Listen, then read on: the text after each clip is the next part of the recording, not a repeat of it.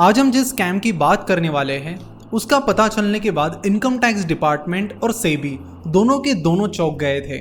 जिन लोगों ने ये स्कैम किया था उनका एक फोटो स्टूडियो था, तो उन्होंने न्यूज़पेपर में एक एडवर्टीजमेंट दी कि आप हमारे फोटो स्टूडियो में आइए और हम आपको 2 फोटोज बिल्कुल फ्री में देंगे। अब फोटोज फ्री में मिल रहे थे तो बहुत सारे लोगों ने वहां जाकर फोटोज खिंचवाए और फिर इन स्कैमस्टर्स ने उन फोटो का उपयोग करके एक बहुत बड़ा स्कैम एग्जीक्यूट किया। नमस्कार, मैं प्रसाद आपका आज के इस वीडियो में स्वागत करता हूं और आज हम ऐसे स्कैम के बारे में बात करने वाले हैं जिसने सेबी को डीमैट अकाउंट खोलते वक्त केवाईसी प्रोसेस लाने के लिए मजबूर कर दिया। ये जो स्कैम है ये 2003 से लेकर 2005 तक चला। साल 2003 में इनकम टैक्स डिपार्टमेंट ने देखा कि गुजरात के कुछ पर्टिकुलर लोग बहुत ज्यादा कैपिटल गेन टैक्स पे कर रहे हैं। जब भी किसी को शेयर मार्केट में कुछ प्रॉफिट होता है तो उस पर उन्हें कैपिटल गेन टैक्स पे करना होता है।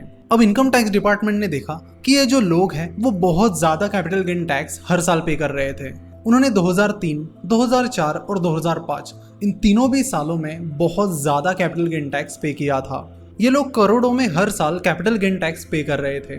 अब आईटी डिपार्टमेंट के कुछ ऑफिसर्स के दिमाग में भी ये चीज आई कि ये लोग हर साल इतना ज्यादा प्रॉफिट कैसे कमा रहे हैं। उन्होंने फिर इन लोगों पर इंक्वायरी शुरू की और इंक्वायरी में ये लोग कुछ सही से जवाब नहीं दे पाए, जिससे इनकम टैक्स डिपार्टमेंट का शक बढ़ता चला गया और उन्होंने सीधा सेबी, जो कि कैपिटल मार्केट रेगुलेटर है, उन्हें खत लिखा और उस खत में उन्होंने लिखा कि हमें कुछ गुजरात के लोगों पर शक है कि उन्होंने गलत तरीके से स्टॉक मार्केट में बहुत ज्यादा प्रॉफिट कमाया है।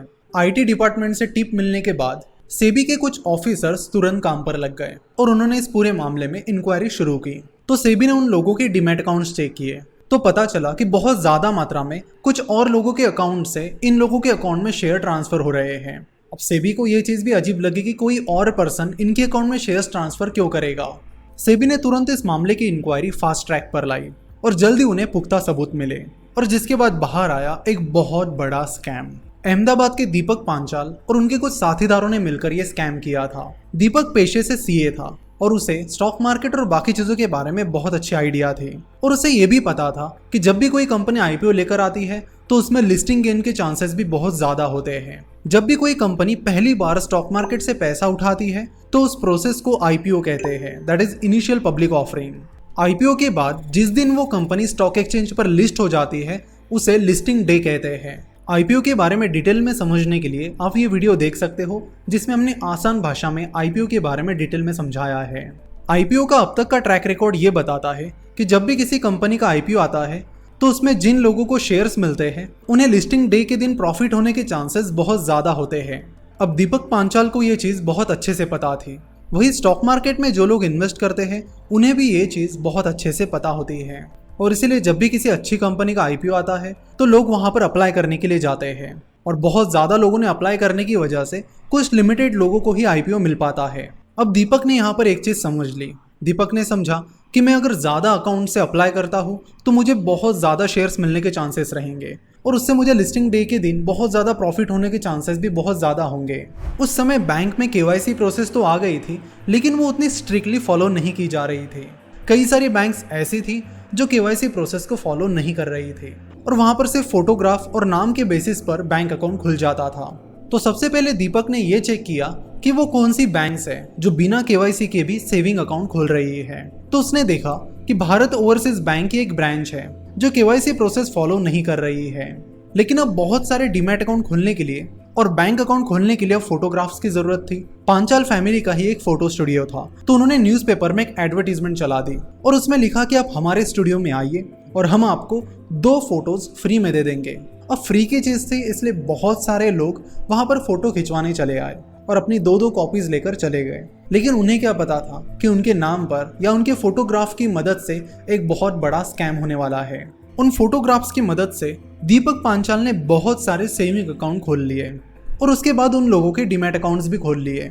उस टाइम डीमैट अकाउंट के लिए केवाईसी की प्रोसेस नहीं थी, सिर्फ सेविंग अकाउंट डिटेल्स और एक फोटोग्राफ के बेसिस पर आपका डीमैट अकाउंट खुल जाता था और बस दीपक का काम तो हो गया था। तो ऐसे करके दीपक ने अलग अलग नाम पर हजारों डीमैट अकाउंट्स खोले और उन हजारों डीमैट अकाउंट्स के जरिए वो आईपीओ को अप्लाई करने लगा। उन 3 साल में कई सारे आईपीओज आए और उनमें से 21 आईपीओज में दीपक ने इन सारे अकाउंट्स के जरिए इन्वेस्ट किया और उन हजारों अकाउंट्स में से कई सारे अकाउंट्स में अलॉटमेंट मिली अलॉटमेंट मिलने के बाद दीपक तुरंत उन शेयर्स को अपने 2-3 अकाउंट्स में ट्रांसफर कर लेता था और फिर अपने अकाउंट से ही उन शेयर्स को बेचकर बहुत ज्यादा प्रॉफिट कमाता था। इसी स्ट्रैटेजी का इस्तेमाल करके दीपक पांचाल ने 21 आईपीओज में अप्लाई किया और वहां पर उसे 41 करोड़ 34 लाख का प्रॉफिट हुआ। आज के इस वीडियो के प्रायोजक है CoinDCX Go ऐप, जो कि इंडिया का सबसे सिंपलेस्ट बिटकॉइन ऐप है और जिसे इंडिया के सबसे बड़े क्रिप्टो एक्सचेंज CoinDCX ने डेवलप किया है। यहाँ पर बाइंग और सेलिंग की प्रोसेस बहुत ही आसान है। इस ऐप पर जाकर रजिस्टर कीजिए, KYC कीजिए और अपने बैंक अकाउंट को लिंक कीजिए। That's it. CoinDCX Go app पर आप सिर्फ 100 रुपए से भी स्टार्ट कर सकते हो और 24/7 कभी भी पैसा डिपॉजिट या विड्रॉ कर सकते हो। और यहाँ पर क्रिप्टो करेंसीज को बाय और सेल करने की जो ट्रांजैक्शन फीस है वो बिल्कुल जीरो है। CoinDCX बहुत सेफ है और BitGo से इंश्योर्ड भी है, जो कि उनके कस्टडियन हैं। यहाँ पर कई सारे सिक्योरिटी फीचर्स भी यूज किए जाते हैं, जैसे कि 2 factor authentication, withdrawal password etcetera. साथ ही कंपनी ISO सर्टिफाइड है और KYC और ML जैसे सारे कंप्लायंसेस को वो फॉलो करते हैं। उन्होंने DCXlearn.com ये फ्री क्रिप्टो लर्निंग प्लेटफॉर्म भी डेवलप किया है, जहां पर आप फ्री में क्रिप्टो करेंसीज के बारे में सीख सकते हो। जहां तक क्रिप्टो करेंसीज की बात है तो उन्हें बाय या सेल करना इंडिया में लीगल है, बस आप उन्हें लीगल टेंडर के तौर पर इस्तेमाल नहीं कर सकते। यानी क्रिप्टो करेंसी को आप किसी चीज को खरीदने या बेचने के लिए इंडिया में इस्तेमाल नहीं कर सकते। अगर ये स्कैम पकड़ा ना जाता तो पता नहीं कितना बड़ा ये स्कैम हो जाता और पता नहीं कितने आम इन्वेस्टर्स को इसका नुकसान होता। अब आप पूछोगे कि आम इन्वेस्टर्स को कैसा नुकसान? अब क्योंकि दीपक पांचाल बहुत सारे फेक अकाउंट्स के जरिए आईपीओ में अप्लाई कर रहा था और उसमें से कई सारे अकाउंट्स में शेयर्स की अलॉटमेंट भी हो रही थी, तो जिन जेन्युइन रिटेल इन्वेस्टर्स को उन शेयर्स की अलॉटमेंट होनी चाहिए थी उन्हें वो नहीं हो रही थी। इसकी वजह से रिटेल इन्वेस्टर्स का भी बहुत नुकसान हुआ। बाद में सेबी ने इस फ्रॉड की जो भी अमाउंट है उसे उन रिटेल इन्वेस्टर्स में बांट दिया जिन्हें शेयर्स की अलॉटमेंट हो सकती थी। करीब 12,75,000 रिटेल इन्वेस्टर्स को इस फ्रॉड से कलेक्ट किया गया पैसा दिया गया और स्कैम के बाद सेबी मजबूर हुई KYC प्रोसेस लाने में।